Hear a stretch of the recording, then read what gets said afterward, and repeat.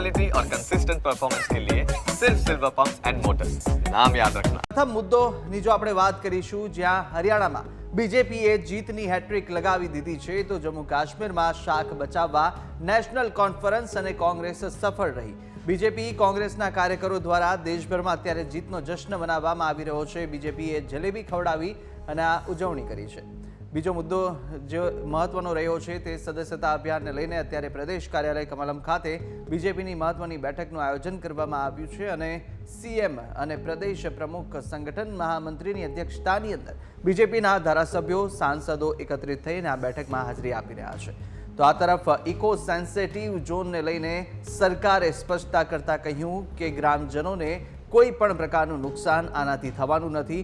વિરોધ કરનારા લોકો પાસેથી 60 દિવસમાં સૂચનો પણ મંગાવવામાં આવ્યા છે। તો આ મહત્વનો મુદ્દો આજે ત્રીજો રહ્યો છે। ચોથા મુદ્દાની જો વાત કરીએ તો વેતન સહિતની વિવિધ માંગોને લઈને હવે ટીઆરબી જવાનો મેદાને આવી ચૂક્યા છે। પીએફ અને ઈએસઆઈસી મેડિકલ લાભ 10 કે 14 વર્ષની નોકરી કરનારને વર્ગ 4નો દરજ્જો આપી કાયમી કરો। દરેક જિલ્લામાં ટ્રાફિક ટ્રસ્ટ રદ કરવાની માંગ સાથે ટીઆરબી જવાનો હવે હડતાલ પર ઉતર્યા છે। તો પાંચમો અને મહત્વનો મુદ્દો કે જ્યાં સંસ્કારી નગરીના શેતાનો 10 તારીખ સુધી રિમાન્ડ પર રહેશે।